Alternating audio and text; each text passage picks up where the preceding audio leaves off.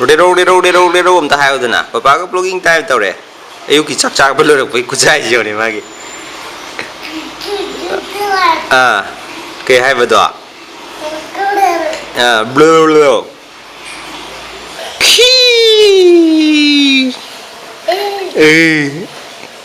Two ꯅꯪ ꯁꯤꯗ ꯊꯣꯛꯑꯦ ꯌꯦꯡꯉꯣ ꯅꯪ ꯎꯕ꯭ꯔꯣ ꯌꯦꯡꯉꯤꯁꯦ ꯃꯌꯥꯝ ꯑꯩꯒꯤ ꯋꯨꯞ ꯑꯅꯧꯕ 5.0 ꯂꯥꯛꯑꯦ ꯏꯟꯗꯤꯌꯥꯗ ꯐꯪꯗ꯭ꯔꯤꯗꯣ ꯗꯨꯕꯥꯏꯗꯩ ꯆꯦꯜꯂꯤꯅꯤ ꯁꯤꯞ ꯐ꯭ꯔꯣꯝ ꯗꯨꯕꯥꯏꯗ ꯍꯥꯏꯁꯦ ꯁꯤꯒꯤꯁꯦ ꯌꯥꯝ ꯊꯨꯕꯩ ꯋꯥꯅꯤꯗ ꯅꯍꯥꯟ ꯁꯦꯇꯔꯗꯦ ꯅꯨꯃꯤꯠꯇ ꯆꯦꯟꯕꯅꯦ ꯉꯁꯤ ꯊꯔꯁꯗꯦ ꯑꯗꯨꯗꯤ ꯀꯌꯥ ꯆꯪꯉꯦ 5 days ꯆꯪꯕ꯭ꯔꯥ 5-6 days ꯄꯣꯠ ꯑꯍꯨꯝꯅꯦ ꯌꯥꯎꯔꯤꯁꯦ ꯁꯤꯒꯤ ꯄꯤꯛꯁꯤꯅ ꯃꯥꯒꯤ ꯁꯦꯟꯁꯔ ꯑꯅꯧꯕꯗꯨꯅꯤꯀꯣ 5.0 ꯑꯅꯧꯕ ꯁꯦꯟꯁꯔꯅꯦ ꯁꯤꯁꯤꯅ ꯃꯣꯏ ꯃꯔꯤ ꯑꯃ ꯐ꯭ꯔꯤꯗ ꯍꯥꯞꯄꯛꯑꯦꯀꯣ ꯁꯤ ꯃꯔꯤꯁꯦ ꯀꯩꯗꯧꯅꯕꯅꯣ ꯍꯥꯏ ꯀꯥꯟꯗ ꯑꯩꯒꯤ 4ꯒꯤ ꯁꯦꯟꯁꯔꯁꯦ ꯑꯩ ꯅꯨꯄꯤꯗ ꯒꯤꯐ ꯇꯧꯗꯣꯏꯅꯦꯕꯀꯣ ꯑꯗꯨꯒꯤ ꯃꯔꯤꯗꯣ ꯁꯤꯟꯗꯣꯛꯑ ꯐ꯭ꯔꯤ ꯑꯃ ꯍꯥꯞꯄꯛꯑꯦ ꯑꯗꯒꯤ ꯁꯤꯁꯤꯅ 5.0ꯒꯤ ꯃꯔꯤ ꯑꯅꯧꯕ ꯍꯥꯏꯇꯥꯔꯦ ꯂꯛꯖꯔꯤ ꯕꯦꯟ ꯑꯣꯏꯕ꯭ꯔꯥ ꯀꯩꯅꯣ ꯇꯧꯕꯅꯦ ꯁꯤ ꯁꯨꯄꯔꯅꯦꯠ ꯂꯛꯁ ꯁꯤ ꯂꯩꯔꯦ ꯃꯌꯥꯝ ꯁꯦꯟꯁꯔ ꯑꯅꯧꯕꯁꯦ ꯅꯍꯥꯟ ꯂꯣꯟꯆ ꯇꯧꯕꯒ ꯑꯗꯨꯝ ꯃꯣꯏꯗꯤ ꯐ꯭ꯔꯤ ꯑꯣꯏꯌꯦꯕꯀꯣ ꯍꯥꯏꯗꯤ ꯑꯞꯒ꯭ꯔꯦꯗ ꯇꯧꯕꯁꯦ ꯀꯩꯒꯤꯅꯣ ꯍꯥꯏ ꯀꯥꯟꯗ ꯐ꯭ꯔꯤ ꯑꯣꯏꯁꯦ ꯑꯩꯈꯣꯏꯒꯤ ꯗꯤꯚꯥꯏꯁꯁꯤꯗꯤ ꯐ꯭ꯔꯤꯅꯦꯕ ꯁꯕꯁꯀ꯭ꯔꯤꯞꯁꯟ ꯁꯔꯚꯤꯁꯅꯦꯕ ꯊꯥꯒꯤ ꯑꯣꯏꯅ ꯊꯤꯕꯅꯦꯕ ꯑꯗꯣ ꯆꯍꯤꯒꯤ ꯑꯣꯏꯅ ꯊꯤꯕ ꯍꯥꯏꯇꯥꯔꯦ ꯑꯗꯨꯅ ꯑꯩꯈꯣꯏꯒꯤ ꯑꯞꯒ꯭ꯔꯦꯗ ꯗꯤꯚꯥꯏꯁꯁꯦ ꯑꯅꯧꯕ ꯂꯥꯛꯀꯥꯟꯗ ꯄꯣꯠꯁꯦ ꯐ꯭ꯔꯤ ꯑꯣꯏꯕ ꯍꯥꯏꯇꯥꯔꯦ ꯁꯕꯁꯀ꯭ꯔꯤꯞꯁꯟ ꯑꯣꯏꯕꯅꯤꯅ ꯍꯥꯟꯅꯒꯤ ꯋꯨꯞ ꯊꯥꯕꯗꯣ W ꯈꯛꯇꯪ ꯊꯥꯔꯛꯈ꯭ꯔꯦ ꯑꯅꯧꯕꯁꯤꯗꯀꯣ ꯁꯤꯗꯅ ꯋꯨꯞ ꯊꯥꯏꯗꯅ ꯁꯤ ꯍꯥꯟꯅꯩꯅꯦꯕ ꯍꯧꯖꯤꯛꯅ W ꯈꯛ ꯊꯥꯔꯛꯄ ꯁꯤꯒꯤ ꯕꯦꯁ ꯄꯥꯔꯠ ꯀꯩꯅꯣ ꯈꯪꯕ꯭ꯔꯥ ꯃꯌꯥꯝ 14 days ꯕꯦꯇ꯭ꯔꯤ ꯂꯥꯏꯐꯅꯦꯕ ꯑꯃꯨꯛꯇꯪ ꯆꯥꯔꯖ ꯇꯧꯈ꯭ꯔꯗꯤ ꯑꯗꯨꯝ ꯊꯥ ꯃꯈꯥꯏ ꯆꯥꯔꯖ ꯇꯧꯗꯁꯨ ꯌꯥꯕꯒꯤ ꯃꯑꯣꯡꯅꯦꯕ 14 days ꯕꯦꯇ꯭ꯔꯤ ꯂꯥꯏꯐ ꯑꯗꯨꯒ ꯍꯦꯜꯊ ꯁ꯭ꯄꯦꯟ ꯑꯅ ꯑꯅꯧꯕ ꯐꯤꯆꯔ ꯑꯃꯒ ꯌꯥꯎꯋꯦ ꯑꯩꯒꯤ ꯆꯍꯤꯁꯦ ꯀꯌꯥꯃꯨꯛ ꯌꯥꯝꯅ ꯑꯦꯖꯤꯡ ꯇꯧꯕꯒꯤ ꯆꯥꯡꯁꯦ ꯑꯩꯒꯤ ꯃꯦꯇ꯭ꯔꯤꯛꯁ ꯃꯌꯥꯝꯗꯣ ꯌꯦꯡꯉꯕ ꯃꯇꯨꯡꯗ ꯍꯥꯏꯇꯥꯔꯦꯅꯦ ꯍꯥꯔꯠ ꯔꯦꯠꯇꯒꯤ ꯔꯦꯁꯇꯤꯡ ꯍꯥꯔꯠ ꯔꯦꯠꯇꯒꯤ ꯑꯗꯒꯤ ꯍꯥꯔꯠ ꯔꯦꯠ ꯚꯦꯔꯤꯑꯦꯕꯤꯂꯤꯇꯤꯗꯒꯤ ꯑꯗꯒꯤ ꯑꯩꯒꯤ VO2 max ꯑꯗꯨꯒꯤ ꯀꯥꯔꯗꯤꯑꯣꯚꯥꯁꯀꯨꯂꯔ ꯀꯩꯀꯥ ꯂꯣꯏꯅ ꯃꯁꯀꯨꯂꯔ ꯁ꯭ꯇ꯭ꯔꯦꯟ ꯀꯩꯀꯥ ꯌꯦꯡꯉꯕ ꯃꯇꯨꯡꯗ ꯑꯩꯒꯤ ꯆꯍꯤꯁꯦ ꯀꯌꯥꯝ ꯑꯦꯖꯤꯡ ꯇꯧꯒꯦ ꯍꯥꯏꯕꯗꯣ ꯑꯩꯁꯦ ꯍꯧꯖꯤꯛ ꯆꯍꯤ 30-31 ꯆꯪꯉꯛꯏꯅꯤꯗana ꯆꯍꯤ 31ꯁꯦ ꯑꯩꯁꯦ ꯀꯌꯥꯃꯨꯛ ꯌꯥꯝ ꯑꯦꯖꯤꯡ ꯇꯧꯒꯦ ꯍꯥꯏꯗꯣ ꯁꯤ ꯑꯅꯧꯕ ꯐꯤꯆꯔꯅꯦ ꯍꯥꯏꯇꯥꯔꯦꯅꯦ ꯑꯩꯁꯦ ꯍꯧꯖꯤꯛ ꯆꯍꯤ 5.9 ꯌꯪꯒꯔ ꯍꯥꯏꯔꯦ ꯆꯍꯤ 24ꯒꯤ ꯆꯥꯡꯗꯅꯦꯕ ꯑꯩꯅ ꯂꯩꯁꯦ ꯉꯁꯤꯗꯤ ꯖꯤꯝꯁꯦ ꯀꯩꯅꯣꯗ ꯇꯥꯏ ꯅꯨꯡꯊꯤꯟꯗ ꯃꯌꯥꯝꯁꯤ ꯐꯨꯔꯤꯠꯁꯤꯁꯨ ꯐꯖꯕꯅꯦꯕ ꯁꯤꯒꯤ ꯃꯁꯜꯕ꯭ꯂꯦꯁꯀꯤ ꯑꯅꯧꯕꯁꯦ ꯉꯁꯥꯏ ꯑꯩꯅ ꯂꯤꯠꯈꯤꯕꯗꯨꯁꯨ ꯐꯖꯕꯅꯦꯕꯀꯣ ꯑꯗꯣ ꯀꯅꯤꯁ MB4 ꯕꯦꯁ ꯗꯤꯁꯀꯥꯎꯟ ꯐꯪꯅꯕ ꯑꯗꯣ ꯍꯧꯖꯤꯛ ꯃꯈꯥꯗꯤ ꯁ꯭ꯂꯣ ꯃꯣꯁꯟꯗ ꯑꯣꯏꯅ ꯂꯥꯛꯍꯜꯂꯒꯦ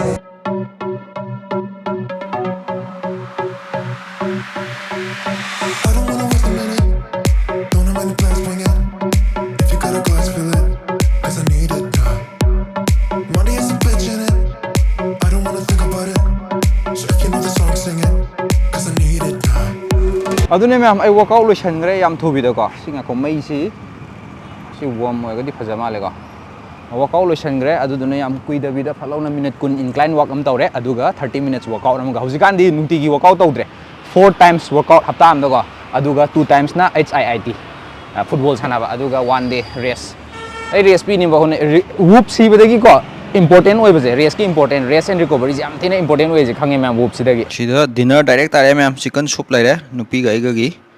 ꯆꯥꯛ ꯂꯩꯔꯦ ꯑꯗꯒꯤ ꯉꯁꯤꯅ ꯊꯣꯟꯊꯣꯟ ꯊꯣꯟꯁꯤ ꯂꯩꯔꯤ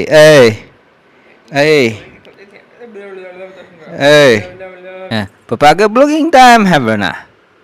ꯇꯥꯔꯣꯁꯦ ꯇꯥ ꯂꯩꯃꯦ ꯆꯥ ꯂꯣꯏꯔꯛꯄꯒꯤ ꯐꯤꯕꯝ ꯃꯨꯔꯇꯤꯁꯤꯗꯤ ꯃꯌꯥꯝ ꯅꯍꯥꯟ ꯀꯃꯦꯟꯗ ꯍꯥꯏꯕꯗꯣ ꯃꯥ ꯃꯊꯟꯇ ꯃꯕꯨꯛ ꯊꯜꯂꯝꯗꯧ ꯃꯥꯟꯗꯦ ꯍꯥꯏꯕꯅ ꯑꯃꯅꯤ ꯌꯥꯎꯕꯅꯦꯕꯀꯣ ꯃꯥꯗꯣ ꯁꯨꯝ ꯆꯥꯕ ꯇꯝꯕꯤꯕꯅꯤꯗ ꯑꯁꯤ ꯃꯃꯥꯅꯁꯨ ꯑꯗꯨꯝ ꯏꯟꯗꯣꯏꯅꯤ ꯍꯧꯖꯤꯛꯀꯥꯟ ꯌꯥꯝ ꯏꯟꯅꯗ꯭ꯔꯦ ꯃꯥ ꯆꯥꯅꯤꯡꯉꯤꯕ ꯌꯦꯡꯉꯒ ꯏꯟꯕꯤꯌꯦꯕ ꯑꯗꯨꯒ ꯆꯥꯅꯤꯡꯗꯗꯤ ꯃꯣꯏ ꯆꯥꯅꯤꯡꯗꯦ ꯌꯥꯔꯦ ꯂꯦꯞꯄꯅꯤ ꯃꯥꯅ ꯁ꯭ꯄꯨꯟ ꯑꯃꯈꯛ ꯆꯥꯒꯦꯔꯥ ꯑꯅꯤꯈꯛ ꯆꯥꯒꯦꯔꯥ ꯍꯧꯖꯤꯛꯀꯤꯗꯤꯀꯣ ꯍꯧꯖꯤꯛꯀꯤ ꯆꯍꯤ ꯑꯃꯐꯧꯒꯤꯗꯤ ꯃꯣꯏꯁꯦ ꯅꯠꯇ꯭ꯔꯥ ꯏꯆꯥ ꯊꯣꯏꯕ ꯇꯥꯇꯥ ꯍꯨꯏꯁꯨ ꯀꯟꯅ ꯈꯣꯡꯉꯤ ꯃꯈꯥꯗ ꯇꯥꯇꯥ ꯃꯌꯥꯝ ꯑꯩꯒꯤ 4.0 ꯍꯥꯟꯅꯩꯗꯨꯅ ꯃꯥꯅ ꯁꯤꯔꯦ ꯇꯣ ꯃꯥ ꯑꯁꯤꯒꯤ ꯋꯦꯌꯔꯂꯦꯁ ꯆꯥꯔꯖꯤꯡ ꯑꯣꯏ ꯑꯁꯤ ꯆꯥꯔꯖ ꯇꯧꯅꯦꯕꯀꯣ ꯁꯨꯂꯧ ꯂꯧꯊꯣꯛꯅꯗ꯭ꯔꯁꯨ ꯆꯥꯔꯖ ꯇꯧ ꯌꯥꯕꯁꯤꯃ ꯅꯨꯡꯉꯥꯏ ꯑꯗꯨꯒ ꯁꯤꯃ ꯃꯆꯨꯁꯤꯃ ꯁꯤꯒꯤ ꯕꯦꯟꯁꯤꯃ ꯐ꯭ꯔꯤ ꯍꯥꯞꯄꯛꯑꯦꯕꯀꯣ ꯃꯁꯛꯁꯦ ꯌꯥꯝ ꯐꯖꯈ꯭ꯔꯦ ꯃꯥꯏ ꯃꯈꯨꯠꯁꯤꯗ ꯅꯠꯇ꯭ꯔꯣ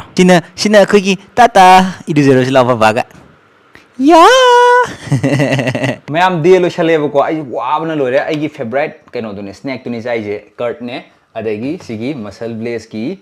Biozyme Gold 100% Wheyꯁꯤga ꯋꯥꯔꯨꯔꯒ ꯍꯧꯖꯤꯛ ꯁꯥꯁꯨ ꯁꯥꯕꯅꯦ ꯁꯤꯁꯤꯒꯤ ꯈꯨꯍꯥꯎꯁꯤꯗꯤꯀꯣ ꯐ꯭ꯔꯤꯖꯇꯒ ꯍꯥꯞꯄꯒ ꯄꯨꯔꯥ ꯑꯥꯏꯁ ꯀ꯭ꯔꯤꯝ ꯑꯗꯣ ꯃꯌꯥꯝ ꯑꯩꯅ ꯁꯤ ꯔꯤꯀꯃꯦꯟ ꯇꯧꯖꯩꯁꯦ ꯃꯌꯥꯝꯁꯦ ꯄ꯭ꯔꯣꯇꯤꯟ ꯆꯥꯕꯒꯤ ꯆꯥꯡꯁꯦ ꯑꯁꯨꯛꯀꯤ ꯃꯇꯤꯛ ꯋꯥꯠꯂꯦꯕ ꯑꯩꯈꯣꯏꯒꯤ ꯗꯥꯏꯠꯁꯦ ꯑꯌꯥꯝꯕꯅ ꯑꯩꯈꯣꯏ ꯀꯥꯔꯕ ꯍꯦꯚꯤ ꯑꯣꯏꯅ ꯇꯧꯋꯦꯕ ꯑꯗꯨꯅ ꯄ꯭ꯔꯣꯇꯤꯟꯁꯦ ꯑꯁꯨꯛꯀꯤ ꯃꯇꯤꯛ ꯏꯁꯦꯟꯁꯤꯌꯦꯜ ꯑꯣꯏꯌꯦꯕ whether I work out or not ꯑꯗꯨꯅ ꯋꯥꯔꯛꯑꯥꯎꯠ ꯇꯧꯒꯦꯔꯥ ꯇꯧꯔꯒꯦꯔꯥ ꯅꯨꯄꯥꯁꯨ ꯅꯨꯄꯤꯁꯨꯅꯤꯀꯣ ꯑꯗꯨꯗꯨꯅ ꯑꯩꯈꯣꯏꯒꯤ ꯗꯥꯏꯠꯇꯒꯤ ꯄ꯭ꯔꯣꯇꯤꯟꯁꯦ ꯃꯔꯥꯡ ꯀꯥꯏꯅ ꯐꯪꯕ ꯉꯝꯗꯦꯕ ꯑꯩ ꯗꯔꯀꯥꯔ ꯑꯣꯏꯕ ꯆꯥꯡꯗꯣ ꯑꯗꯨꯅꯅꯤ ꯁꯄ꯭ꯂꯤꯃꯦꯟ ꯇꯧꯕ ꯁꯤꯒꯨꯝꯕ ꯑꯃ ꯑꯗꯨꯝ ꯍꯥꯞꯆꯜꯂ ꯇꯧꯕ ꯌꯥꯏꯀꯣ ꯑꯩꯈꯣꯏ Biozyme Gold 100% Wheyꯁꯦ ꯌꯥꯝ ꯊꯤꯅ ꯍꯥꯏ क्वालिटी प्रोटीन अमखकनेबा एनहांस एब्जॉर्प्शन फॉर्मूला काइन यावरी प्रोटीन की डाइजेशन इशूज हददुने सिगी क्लिनिकली प्रूवन टेक्नोलॉजी जिना कैदोगे हाकान कोई प्रोटीन की एब्जॉर्प्शन की चांग 50% हेनेबा BCAA सिना 60% हेने एब्जॉर्ब तौगनेबा रेगुलर वे प्रोटीन येंगना मतमदा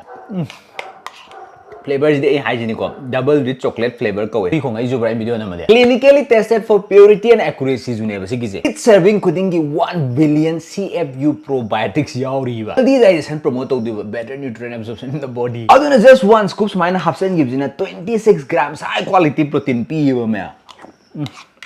अदुना मैम सिजे अमतंग चेक आउट तौबिरो डिस्क्रिप्शन दा हापमगे पिन कमेंट ओइन थमंगे एनीथिंग टू सिंगुम ngसागी ममांग दा लिट किबा फुरिट एनीथिंग MuscleBlaze दा लेनिंग याव तागरी प्रोटीन यावना Kanish MB हाइब कूपन कोड से सिनाबियोबा MuscleBlaze.com द बेस्ट डिस्काउंट फंगनबा एनीथिंग लेबदनी को Kanish MB अन ब्लॉग मखा ताजे मैं The next day. Nung haidare ho nongalakpaga gym jalamdai je tangre. Pung ju taru makai ta dore phone switch off ta lembini gyan ta de. Charge tauri. अदुना मैम हुजिक नुसा बंग लाउ सादोरे ngasai matung da ise mayang bong thole मैम ngasai makha de direct sida tare ba ko ya phawai bani je kano yengore kai simano je do mission impossible last part to ko adu yam phajagre sima yam phajagre loyer kan da ne huji tholai je huji nganu gi program da tar si kai nganu lo ro ji sidagi ai nupi gi singju lebiri namu cha la men si je hawe na ko sidagi taw le puan सिगी J ma'am येत सिरसु accurate ओइरे नांगै गी अखोई गाड़ी थौबदग step count तौसन बने जुति तौद्रे याम thin accurate ओइरे बेटा ओइद्रे step से ma'am nganu thongba loibu loisale thak tawaga loisale ma'am फजरे खिल्ले खावरगे कहीं ते जे इज्जत का सवाल मुसाफा भाई सिनी चार्ज the next day खमेन अमदि मूल लबने ओंको फेनाम हित खबने या फेनाम पाले कोई गार्डन में सादुने जे हेक तखरबने नहान सिदसु पाले काय जगरे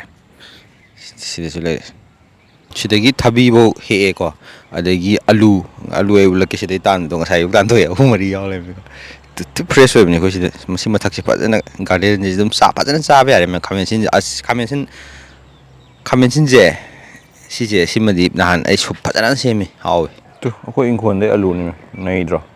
आई नंबर ब्लॉक से मैम याम तेनमनब्रा हाइदि आई थंदबो को नुमि हुमनी मरिनी मंगानी का पुंजन बजिजु मिने निपान भाना होनबदा कइनो दा आई जे मैम ना हाइदि ब्लॉक से सुम लाने स्टोरी हम कंटिन्यूस लाक्तोनी दना अदुगा वरी जे बोरिंग सुरमदरा फट लों कथा करने को अदुम